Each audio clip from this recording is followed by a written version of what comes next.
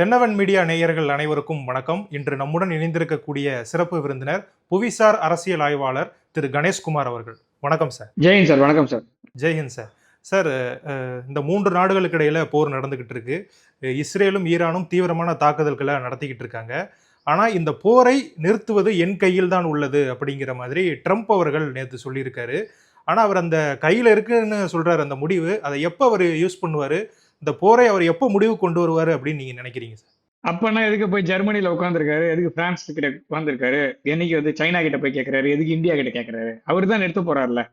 முதல்ல ஆரம்பிச்சவனுக்கு தெரியணும் சார் எப்ப நிறுத்துறதுன்னு சொல்லிட்டு. இதுல வந்து நான் ஆரம்பிச்சேன்னா நான் அவர் தான் நிறுத்தணும். ஸோ அவரா இந்த போர் யாருடைய போர்? இந்த போர் வந்து அமெரிக்காவுடைய போர். இந்த போர் இஸ்ரேலுடைய போர் அல்ல. ஏன்னா பாரத பிரதமர் நரேந்திர மோடி அவர்கள் இஸ்ரேல் சென்றிருந்த போது அதற்கு முன்னாடியிலிருந்து நான் சொல்றது வந்து ஒரு வாரமா ஈரான் மீது நீங்கள் முதலில் ஆரம்பியுங்கள், பின்னால் நாங்க வந்து கவர் பண்றோம் அப்படின்றத சொன்னது யாரு அப்படின்னா அமெரிக்கா தான் சொல்லுச்சு.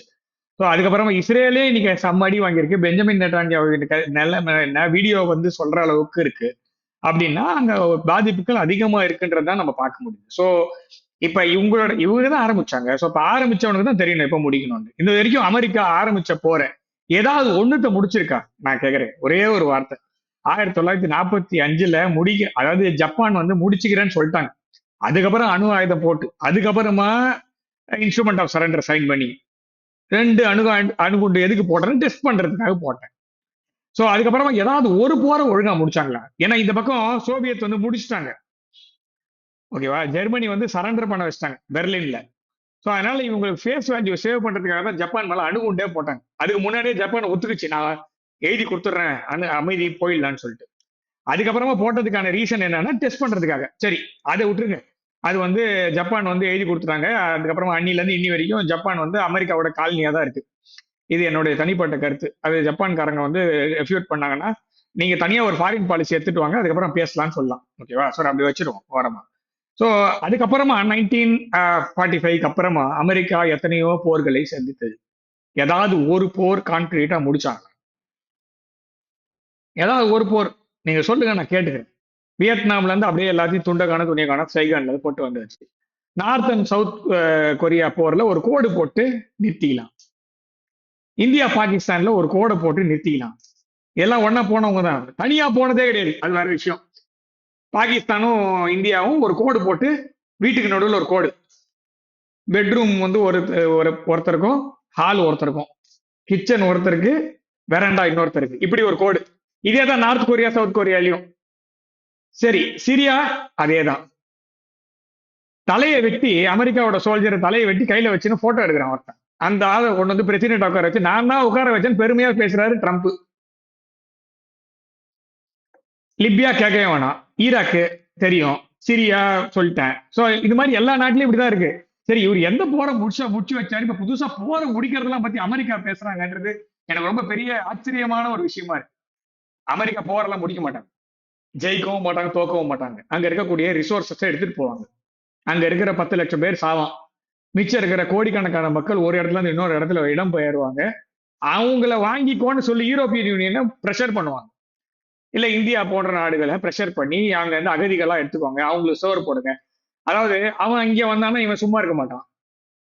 அதே மாதிரி அங்க யூரோப் பக்கம் போனா சும்மா இருக்க மாட்டான். இது எல்லாம் காரணம் என்னன்னா ரிசோர்ஸ் தான். சோ அதனால அமெரிக்கா போரையெல்லாம் நிறுத்தாது. முதல்ல இது வரைக்கும் நிறுத்தின லிஸ்ட்டை காட்டுங்க, எதுவுமே நிறுத்தல. சோ இப்ப உக்ரைன்லயே நிறுத்த முடியல உங்களால. சோ உக்ரைன்லயே நிறுத்த முடியாதது இவர் வந்து புதுசா ஈரான்ல நிறுத்த போறாராம். சோ கேட்கறதுக்கு வந்து ஏதாவது காமெடியா ஏதாவது இருக்கும், அவ்வளவுதான். தவிர அமெரிக்கா போரெல்லாம் நிறுத்த முடியாது. அவர் தெரியாம ஆழம் தெரியாம காலை விட்டாரு, அவ்வளவுதான். இது வரைக்கும் என்ன நினைச்சாருன்னா ஒரு நாள்ல முடிச்சிடலாம், போன உடனே அடிச்ச உடனே ஆயுடோலா அலி காமினி போன உடனே மொத்தமும் எல்லா சதவீதம் ஓடிடுவாங்கன்னு நினைச்சாங்க. ஆனா அது ஓடல.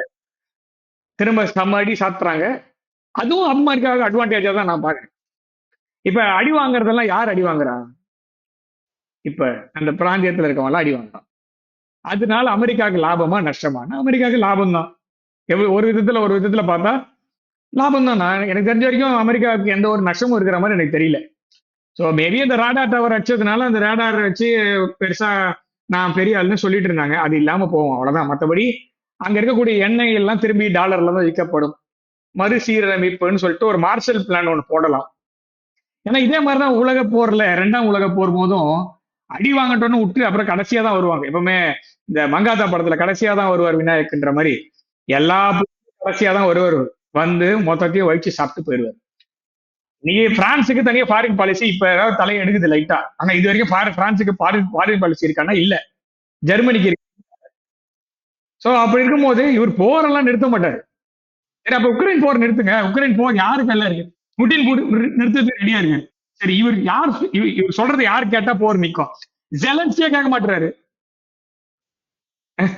ஓகேவா? ஜெலன்ஸ்கியே ஒரு யாரு நம்மளுக்கு எல்லாம் தெரியும். அவர் பியானோ வாசிச்ச ஸ்டைல அந்த ஊரே பார்த்தது. அந்த ஆளே இந்த ஆள் சொல்றதை கேட்டு போர் நிறுத்த மாட்டேங்கிறான போது ஈரான் மக்கள் மொத்த பேரும் அங்க நிக்கிறாங்க அவர் கூட. இப்ப இருக்கக்கூடிய அயட்டோல்லா கூட மொத்த பேர் நிக்கிறான். இவங்க வந்து நியூஸ் தான் சொல்றாங்க இந்த மாதிரி ரெஜிம் சேஞ்ச் ஆசைப்படுறாங்க மக்கள். எனக்கு தெரிஞ்ச வரைக்கும் வாஷிங்டன்ல தான் அந்த மாதிரி ஆசைப்படுறாங்கன்னு நான் நினைக்கிறேன். இல்ல ட்ரம்ப் டவருக்கு முன்னாடி கூட்டத்துல தான் அந்த இடத்துல ஆட்சி மாற்றம் வேணும்னு மக்கள் நினைக்கிறாங்க. மிட் டேர்ம் எலெக்ஷன்ல தெரியும் என்னன்றது. அதுக்காக தான் இதெல்லாம் பண்ணிட்டு இருக்காரு அவர். ஆனா ஈரான்ல எல்லாம் ஆட்சி மாற்றம்லாம் வரும் அப்படின்றது எல்லாம் இப்போதைக்கு எனக்கு தெரிஞ்ச இல்ல. ஏன்னா அணுகுண்டு வேணா போடலாம். நான் திரும்ப திரும்ப சொல்றதுனால போட்ட உடனே போட மாட்டாங்கன்னு யாராவது சொல்றாங்களான்னு பாக்குறேன். அதுதான், வேற எதுவும் இல்லை. அமெரிக்கா வந்து போட மாட்டாங்க அப்படின்னு கற்பூர அடிச்சு யாராவது சத்தியம் பண்றாங்களா அப்படின்னு பாக்குறதுக்காக வரேன். ஆனா எல்லாருமே போட்டுருவாங்களா அப்படின்னு தான் கேள்விதான் கேட்கறாங்களே தவிர யாரும் போட மாட்டாங்க அப்படின்னு தீர்க்கமா சொல்றதுக்கு யாருமே இல்லை. அது அப்படின்னா வி நோ அப்படின்னு அர்த்தம். So we all understand the basics of American war. So அதனால 250வது வருடம் கொண்டாடும் அமெரிக்க சொசைட்டிக்கு வாழ்த்துக்கள். அதுல 220 வருடங்கள் போரில் இருந்திருக்கிற அதுக்கும் வாழ்த்துக்கள். இந்த மாதிரி மற்ற நாடுகளோட எண்ணெய் எடுத்துக்கொண்டு செல்வதற்கும் வாழ்த்துக்கள். வேற எதுவும் சொல்றதுக்கு இல்லைன்னா என்ன டெமோக்ராட்டிக் கண்ட்ரி அப்படின்னா என்ன democratic country people have the power to question their leaders இல்லையா? அப்ப ட்ரம்ப் தப்பு செஞ்சா அந்த நாட்டு மக்கள் அவரை கேள்வி கேட்க வேண்டும். இது வந்து நாம வந்து மக்களாட்சி தத்துவம் கொண்ட நாடை நம்ம பார்த்து கொண்டிருக்கிறோம். மோடிய கேள்விகள்னு சொல்றான்ல பிபிசியில, ஏன் ஜென்சி போராட்டம் இங்க வரலன்னு எழுதுறான்ல, சிஎன்என்ல தான் எழுதுறான்ல. நாம கேட்க வேண்டிய கேள்வி, ஏன்னா அந்த நாட்டு சின்ன பண்ணமாக்கிட்ட 2 நாட்டையும் ஊட்டி விட்டு நடுவுல இருக்கிற நாடெல்லாம் கேள்விக்குறியாகிட்ட ஒரு நாட்டுல உன்னை பேஸ் வைக்க சொல்றான்னா எதுக்காக பேஸ் வைக்க சொல்றான்? அந்த நாட்டு பாதுகாப்புக்கு பேஸ் வைக்க சொல்றான். அந்த நாட்டுல பேஸ் வச்சதுக்காக உழுது அடி அப்படின்னா சோ அப்ப நீ எதுக்காக அந்த ஊர்ல பேஸ் வச்சிருக்கன்ற கேள்வி அந்த நாட்டு ஜனங்க கேட்பாங்களான்னு பார்த்தா பயப்படுறாங்க. ஏன்னா கண்ணாடி மாளிகையை கட்டி வச்சிருக்காங்க.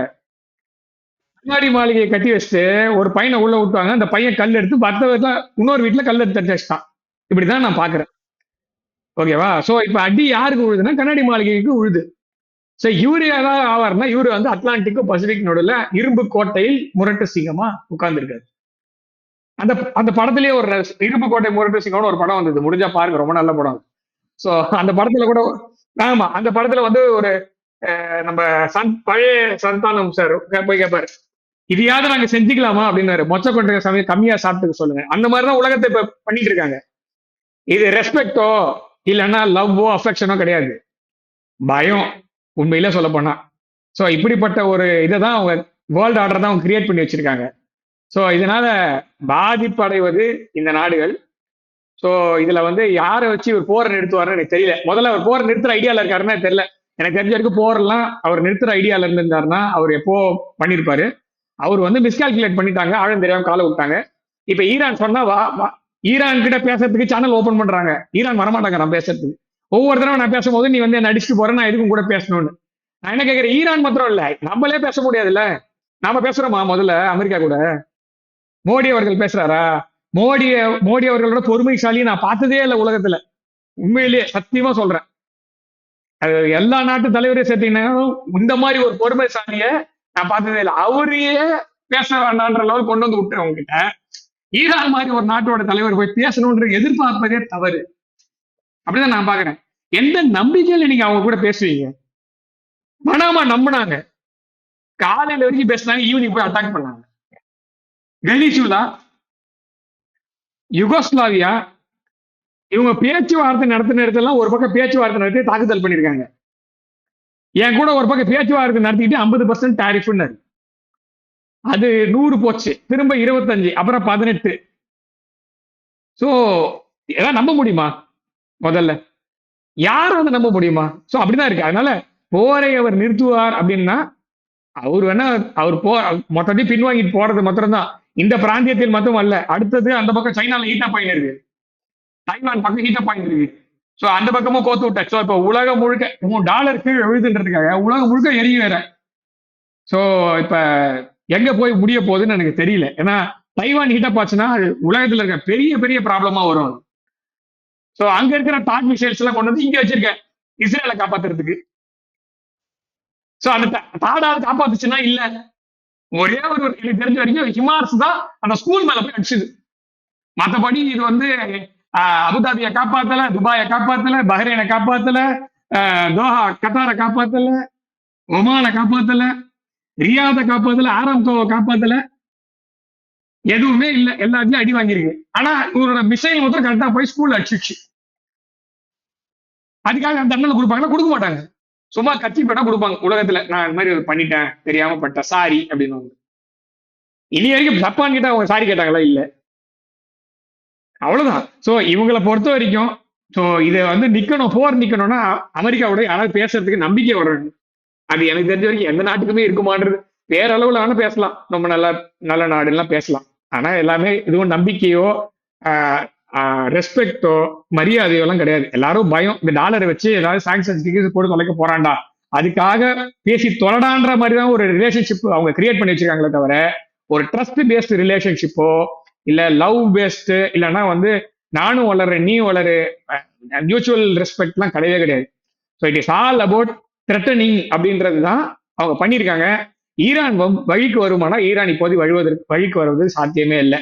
At the end of the day கடைசியா நியூக்கு போட்டா முடியும்னா அதை கூட அவங்க ட்ரை பண்றதுக்கு ரெடியா தான் இருப்பாங்களே தவிர. ஆனா ட்ரம்ப் சொல்லியிருக்காரு அதான் கடைசி வெப்பன்னா அதையும் நான் போடுவேன், அவ்வளவுதான். அதுக்கு அவங்க அங்க மக்கள் தான் சொல்ல போறாங்க, ஒண்ணும் சொல்ல மாட்டாங்க. ஓகே ஃபைன், ஒரு சாரி கேட்டோன்னா முடிஞ்சு போச்சு, எல்லாரும் மன்னிச்சிருவாங்க, ஏன்னா டாலர் இருக்குல்ல, அவ்வளவுதான். அப்படிதான் போகும். தெரிஞ்ச போர் நிற்பதற்கு எந்த ஒரு சாத்தியக்கூறுமே இப்ப இல்லைன்ற மாதிரி தான். ஓகே சார், இப்ப இந்த முக்கியமான தாக்குதல்கள் எல்லாமே பாத்தீங்க அப்படின்னா வெள்ளிக்கிழமை நடக்குது அப்படிங்கிற மாதிரி சொல்லப்படுது.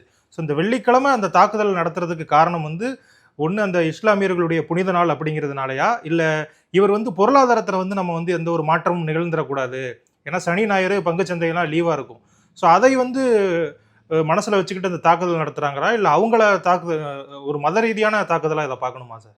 ரெண்டு பக்கமும் ப்ராப்ளம் இருக்கு. ஏன்னா இது ரெண்டு மதம் சம்மந்தப்பட்டிருக்கு நீங்க சொல்றபடி எடுத்தா. ஓகேவா? சாபத் அப்படிங்கிறது யூதர்களுக்கான புனிதமான தினம்.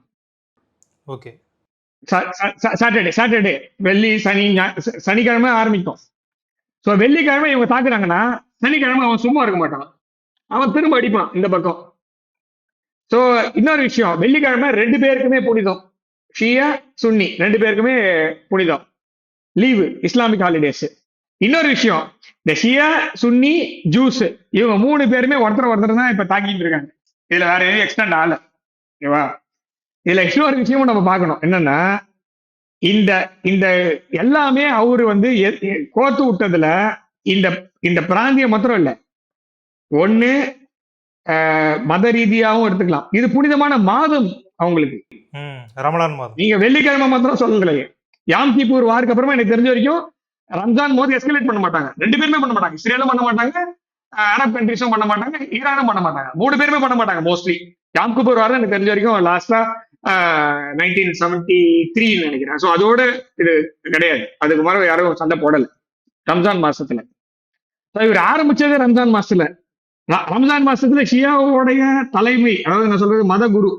இது எப்படின்னா கிறிஸ்துமஸ் அன்னைக்கு வேற சாரி அந்த மாதிரி தான். ஸோ அந்த மாதிரி அந்த ஒரு பெரிய ஸ்தானத்துல இருக்கவங்கள இதை பண்ண மாதிரி. ஸோ அப்படி வந்து அப்ப அவங்க சும்மா இருப்பாங்களா? ஆனா கண்டிப்பா மாட்டாங்க, இது தெரிஞ்சுதானே பண்றாங்க. ஸோ இப்ப ரெண்டு பேருக்குமே பாதிப்பு இருக்கு. நான் சொல்றது வந்து நீங்க மெடிட்டரேனியன் சீல ஆரம்பிச்சு கஸ்பியன் சி வரைக்கும் இருக்கக்கூடிய அனைத்து பகுதியில் இருக்கக்கூடிய மக்களுக்கும் பெரிய பாதிப்பு. இதுல ஷியா பிரிவு அடி வாங்கியிருக்காங்க, சுன்னி பிரிவு அடி வாங்கியிருக்காங்க, யூதர்கள் அடி வாங்கியிருக்காங்க. இது இப்போதைக்கு நிற்கிற மாதிரி தெரியல. இது வெள்ளிக்கிழமை பண்ண இன்னும் அதிகமா தான் ஆகும். ஸோ ரம்ஜான் மாசம் அதனால நான் சொல்ல வந்த பாயிண்டா இருந்தேன், ரம்ஜான் மாசத்தோட இது முடிஞ்சதுன்னா ஓகே ஃபைன். ஸோ அப்படிதான் எடுத்துக்கணும். ஸோ இதோட போதும்னு. சரி, இவர் மார்க்கெட் நல்லா இருக்குமானா இதுக்கு மேல யார் நம்புவா? முதல்ல நாம வந்து ஆபரேஷன் சிந்துரும் போது பாகிஸ்தான்ல இருந்து சைனாவோடதுன்னு நினைச்சிருந்தோம். ஆனா இது பார்த்தா வேற மாதிரி இருக்குது, அமெரிக்காவோடதும் அப்படிதான் இருக்கு, பள்ளி இருக்குது. அயன் டோமுக்கு ஒரு கெப்பாசிட்டி இருக்குல்ல. இதுதான் நான் ரொம்ப நாளா சொல்லிட்டு இருக்கிறது ஒன்னே ஒண்ணுதான். அயன் டோம்ன்றது நல்லா வேலை செய்யுங்க, ஆனா அதுக்குன்னு ஒரு கெப்பாசிட்டி இருக்கு. மொத்தமா இதே தான் சொன்னா, பராஜா அடிக்கும் போது உங்களுக்கு ஒண்ணுமே பண்ண முடியாது. ஃபுல்லா போய் ஊழும் போது உங்களுக்கு எது தடுத்து நிறுத்தும், எதை முதல்ல எடுத்தோன்னு என்ன பண்ணுவாங்கன்னா, லோவா இருக்கக்கூடிய இன்டென்சிட்டியில இருக்கிறது ஒரு 100 150 அனுப்புறான்னு வச்சுக்கோங்களேன். ஆட்டோமேட்டிக்கா என்ன ஆகும், இதுக்கு போகும். அதுக்குதான் அதை டிஃபெண்ட் பண்றதுக்காக தான் போகும் எல்லாமே. இது ஒவ்வொன்றும் ரொம்ப காஸ்ட்லியான இது கவுண்டர் அஃபென்சிவ் மெஷர்ஸ். $4 மில்லியன் இருக்கு ஒவ்வொன்றும். அது முடிஞ்ச உடனே விழும். டெல்லவிவ் எப்படி இருக்கு நமக்கு தெரியுமா? தெரியாது, சென்சார்டு. சோ இன்னும் சொல்றேன், மத்திய கிழக்கு நாடுகள், அதாவது வெஸ்ட் ஏசியன் கண்ட்ரீஸ்லயே நிறைய இடத்துல நம்மளுக்கு வந்து சரியான நியூஸ் வெளில வரல. இது போர் நிறுத்தினாதான் எதெல்லாம் அடி வாங்கியிருக்குன்னு நம்மளுக்கு தெரியும். சோ இவரோட மார்க்கெட் இவர் பாக்குறாரு, இவரோட மிட்டம் இவர் பாக்குறாரு, இவரோட டாலர் இவர் பாக்குறாரு. இந்த பகுதியில் எவ்வளவு மக்கள் இருக்காங்க, மக்களுடைய பாப்புலேஷன் எவ்வளவு, கிட்டத்தட்ட நம்மளுடைய பாப்புலேஷன் எவ்வளவு இருக்கு, சைனாவோட இவர் சைனாவையும் இந்தியா காலி பண்ணா என்ன வேணா செய்வார் போல. அப்படிதான் இருக்கு. ரஷ்யாவோ அந்த பக்கம் பிஸி ஆக்கியாச்சு, சைனாவையும் இந்தியாவையும் இந்த பக்கம் பிஸி ஆக்கி விட்டாச்சு, பிரேசில் ஒரு பக்கம் பிஸி ஆக்கி விட்டாச்சு, சவுத் ஆப்பிரிக்காவை கெட்டவன் சொல்லியாச்சு. ஸோ முடிஞ்சு போச்சு. ஸோ திரும்ப அதே போகும். நீங்க பாருங்களேன், அதாவது பிரிக்ஸ் இருக்குல்ல, பிரிக்ஸோடைய கூட்டணி இன்க்ரீஸ் ஆன பிறகு, பெருசான பிறகு அவருடைய அவருடைய மாற்றம் பாருங்க. அவர் பேசுறதுக்கு முன்னாடி, அதுக்கு முன்னாடி எப்படி பேசினாரு, அதுக்கப்புறம் எப்படி பேசினாரு பாருங்க. போன வருஷம் பிரிக்ஸோட உச்சி மாநாடு வந்து பிரேசில்ல நடக்குது.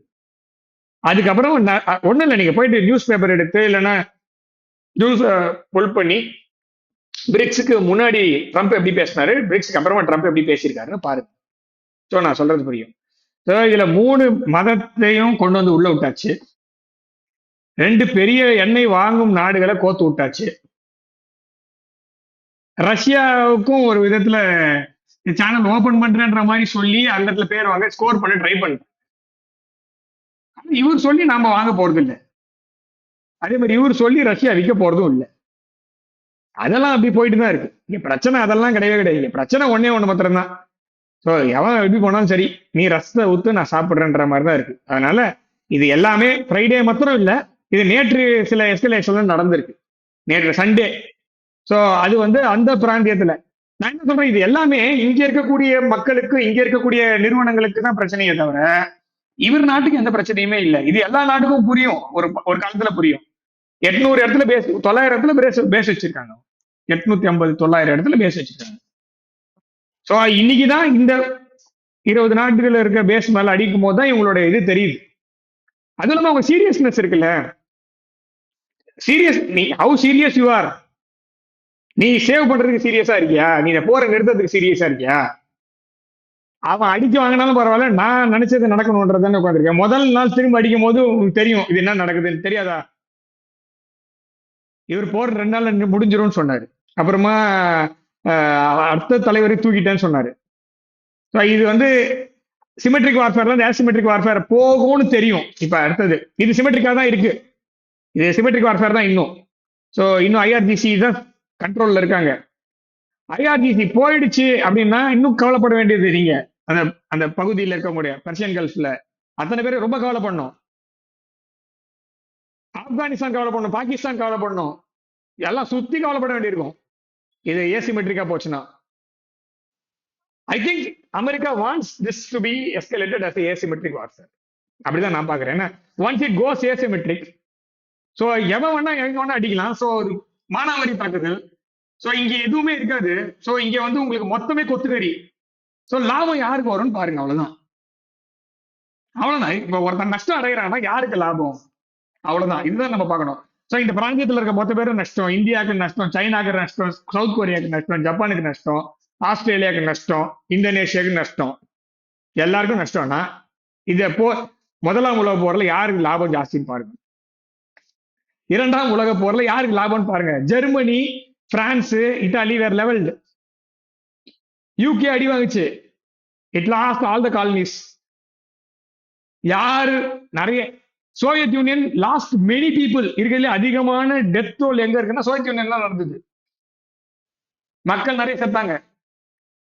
சில நாடுகள் எல்லாம் 2ஆ போச்சு, வளங்கள்லாம் அழிக்கப்பட்டன, திரும்ப கட்டணும். இதெல்லாம் யாருக்கு லாபம் வந்ததுன்னு பாருங்க. So you will understand. So இப்போ இது அதே சீனை யூரோப்ல கட் பண்ணிடுங்க. Lights on action Middle East, அதாவது வெஸ்ட் ஏஷியாலாம் ஆன் பண்ணி விட்டுதுங்க. இப்போ மொத்தமா அழிஞ்சதுன்னா மார்ஷல் பிளான் வெர்ஷன் 2.0 கொண்டு வாங்க. அவ்வளவுதான். இதுதான் அவங்க பிளான் பண்றாங்கன்னு நான் நினைக்கிறேன். இது வந்து என்னுடைய தனிப்பட்ட கருத்து. ஆனா if you really want to stop the war, நீ முதல் நாளே நீ வந்து அங்க இருக்கக்கூடிய மக்களுக்காக கவலைப்பட்டு இருந்தீங்கன்னா இந்த போரை முதல் நாளே நிறுத்திருப்பாய். ஏன்னா துபாய் கண்ணாடி சிட்டி ஃபுல்லாவே. அபுதாபி இட் இஸ் யூனோ இல்ல, ட்ரேட் பேஸ் பண்ணி இருக்கிறது துபாய். ஆயில் ட்ரேடு ஒரு ஹப்பு, டூரிசம் இருக்கு, எல்லாமே டூரிசம் தானே. ஸோ நெக்ஸ்ட் டெஸ்டினேஷன் அது எல்லாமே ஹப்ஸ், எல்லாமே டூரிஸ்ட் செட்டிலிங் டெஸ்டினேஷன்ஸ் எல்லாமே. ஒரு மாசத்துக்கு முன்னாடி வரைக்கும் நான் எங்கடா செட்டில் ஆக போறேன்னா பாக்குறவெல்லாம் சொன்னேன் நான் அங்க போய் செட்டில் ஆக போறேன், அந்த கோல்டு விசா வாங்குறேன் அப்படின்ட்டு. இப்ப இப்ப என்ன ஆச்சு நிலைமை? So who is responsible for all these things? அவ்வளவுதான். நீங்க வெள்ளிக்கிழமை அங்க லீவ் விடுறாங்கன்னு சொல்லுவாங்க. இப்ப எப்படி இருக்கு பாருங்க. ஸோ இதெல்லாம் யார் லாபம் சம்பாதிக்கிறாங்கன்னு பாருங்க. அவ்வளவுதான், வேற எதுவுமே நான் சொல்லல. ஸோ இது நிக்கணும்னா அந்த மக்கள், அந்த ஊர்ல இருக்கிற மக்களும் அந்த ஊர்ல இருக்க ரூலிங் செக்டரும் இது பண்ணவே முடியாது. அதாவது you cannot solve few issues. 2500 வருஷமா முடியாத இஷ்யூத்தை ட்ரம்ப் சால்வ் பண்ணுவார்னு என்னால நம்ப முடியலங்க. அவ்வளவுதான். இதை நீங்க எப்படி வேணும் எடுத்துக்கோங்க. 2500 வருஷமா ஜூஸ்க்கும் கிறிஸ்டியன்ஸ்க்கும் ப்ராப்ளம் இருக்கு, சால்வ் பண்ண முடியல. ஜூஸ்க்கும் இஸ்லாமிக் பீப்புளுக்கும் 1450 வருஷமா சண்டை இருக்கு. இதெல்லாம் போயிட்டு தான் இருக்கு காலகாலமா. ஓகேவா? சோ இதை வந்து ட்ரம்ப் சால்வ் பண்ணுவாருன்னா அமெரிக்க மக்கள் வேணா நம்பலாம். ஏன்னா அமெரிக்க மக்கள் நம்புவாங்களா எனக்கு தெரியல. ஏன்னா அமெரிக்க மக்களுக்கே இதெல்லாம் உடன்பாடு இருக்கான்னு எனக்கு தெரியல. ஏன்னா இவர் எல்லாமே எக்ஸிக்யூட்டிவ் ஆர்டர் தான் போடுறாரு, காங்கிரஸ் கேட்கவே மாட்டேங்கிறாரு. ஒன்னே ஒண்ணுதான், அமெரிக்கால இருக்கவங்களுக்கு எல்லாம் ஒரே ஒரு வேண்டுகோள் என்னன்னா, தயவுசெய்து போய் சுப்ரீம் கோர்ட்டுக்காவது போங்க. எவ்வளவு நாட்டுக்கு நீங்க இந்த மாதிரி பண்ணிட்டே இருப்பீங்க. சோ இது வந்து தலைமைகள் மாறலாம், அந்த பேட்டர்ன் மாறவே இல்லையே. நீங்க உங்களோட சாரியோ உங்களோட லேட் நைட் ஷோ யூடியூப்ல வந்து 10 மணிக்கு மேல ஒரு ப்ரோக்ராம் போடுவாங்க, ரொம்ப பலமாக கண்டிக்கிறோம், அவரை அசிங்கமா திட்டுறோம் அப்படின்ட்டு. நீங்க ஏதாவது ஒரு பிளே கிரவுண்ட்ல போய் நின்று FJBன்னு சொல்லுவாங்க, அதை வந்து FDJT வேணா சொல்லிக்கலாம். அவ்வளவுதான் சொல்ல முடியும் உங்களால. எஃப்னு போட்டு முன்னாடி எல்லா பிரசிடென்ட்டோட பேர் மாத்திக்கிட்டே இருங்க, அவ்வளவுதான் உங்களால பண்ண முடியும். அப்ப நீங்க மக்களாட்சி தத்துவம்னா, சோ உங்க நாட்டோடைய ரூலிங் செக்டர் இதெல்லாம் பண்ணிட்டு இருக்கு. இது உங்களுக்கு தெரிஞ்சது தான், இதுவும் புதுசு கிடையாது. ஸோ இப்போ யூ ஹேவ் டு டேக் ஆக்ஷன்ல. So what is a foreign policy you have? ஏதாவது சேஞ்ச் இருக்கா? எனக்கு தெரிஞ்ச வரைக்கும் லாஸ்ட் 40 இயர்ஸா ஏதாவது சேஞ்ச் இருக்கா? ஏதாவது ஒரு நாட்டில் பிரச்சனை பண்ணிட்டே இருக்கணும், சண்டை போட்டே இருக்கணும். ரேலி ரவுண்ட் த ஃபிளாக்னு ஒரு ஆபரேஷன் வைப்பாங்க. ஸோ உங்க ஊருக்குள்ள பொருளாதாரம் விழுதுன்னா வெளியூர்ல ஒரு பிரச்சனை பண்ணி, இல்ல உள்ளூர்ல ஒரு பிரச்சனை பண்ணி பாரு நம்ம எல்லாம் ஒன்னா சேர்ந்து நிக்கிறோம்னு. இது வந்து ஒரு தப்பான ஒரு முன்னுதாரணம் இல்லையா? சோ இது வந்து நிக்கணும் அப்படின்னா அவங்க தான் முடிவு பண்ணணும். அதே மாதிரி இந்த வெள்ளிக்கிழமைன்னா அது அப்படிதான் இருக்கும். ஏன்னா இது ரெண்டு பக்கமும் நான் தான் சொன்னேன், முதல்ல ஆரம்பமே சொன்னேன், இது இஸ்ரேலுக்கான போரோ இல்ல ஈரானுக்கான போரோ இருக்க மாதிரி எனக்கு தெரியல. இது ரெண்டு பக்கமும் கோத்து விட்ட மாதிரி தான் இருக்கு. சோ வெள்ளிக்கிழமை அன்னைக்கு நீங்க அடிச்சீங்கன்னா சனிக்கிழமை அன்னைக்கு அவன் அடிக்க போறான், அவ்வளவுதான், முடிஞ்சு போச்சு. ரெண்டு பேருக்குமே லாஸ்ட். ஸோ மெடிட்ரேனியன் வந்து கஸ்பியன் வரைக்கும் போட்டுக்கோங்க, அவ்வளவுதான், வேற என்ன எடுக்க முடியும். Okay sir. இப்போ நம்ம இஸ்ரேல் எடுத்துக்கிட்டோம்னா, நெதன்யாகு வந்து உயிரோடு இல்லை அப்படிங்கிற மாதிரி சொல்லப்பட்டது, அவங்க மறுப்பெல்லாம் தெரிவிச்சிட்டாங்க. ஸோ இப்போ ஈரான் வந்து என்ன சொல்லியிருக்காங்கன்னா, எங்களுடைய குழந்தைகளை கொண்ட நெதன்யாகுவை அவர் உயிரோடு இருந்தால் நாங்கள் கொல்லாமல் விட மாட்டோம் அப்படிங்கிற மாதிரிலாம் சொல்றாங்க. ஒருவேளை கமேனிக்கு நிகழ்ந்தது அவருக்கு நிகழ வாய்ப்பு இருக்கா சார் நெதன்யாகுக்கு? அவரை வந்து முதல்ல வந்து இந்த போரை நிப்பாட்டணும். ஓகேவா? ஜென்ரலா இது வந்து ரெண்டு பக்கமும் லாஸ் அதிகமாயிட்டு இருக்கு. நீங்க இது வந்து no one wins and no one loses in bat battle. Actually இது வந்து ரெண்டு பேருக்கான போருமே அல்ல. நான் சொல்றது, இஸ்ரேல்ல நீங்க ஒரு தலைவர் பத்தி பேசுறீங்க, அங்க இருக்க பொதுமக்கள். Israel runs on war cabinet.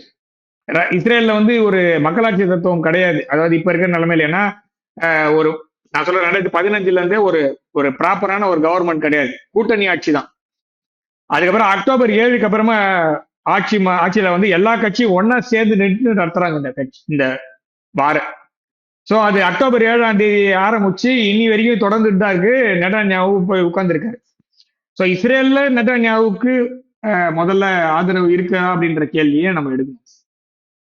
So இதுல வந்து நம்ம நண்பர் அப்புறமா அதெல்லாம் அப்புறமா வச்சுக்கலாம். ஆனா அந்த ஊர் மக்கள் முதல்ல நெதன்யாகுவோ இல்ல அடுத்த பிரதமர் யாருன்றதோ எப்ப தேர்ந்தெடுப்பாங்க. ஏன்னா ஒரு பக்கம் மாத்திரம் பாக்குறோம் நம்ம.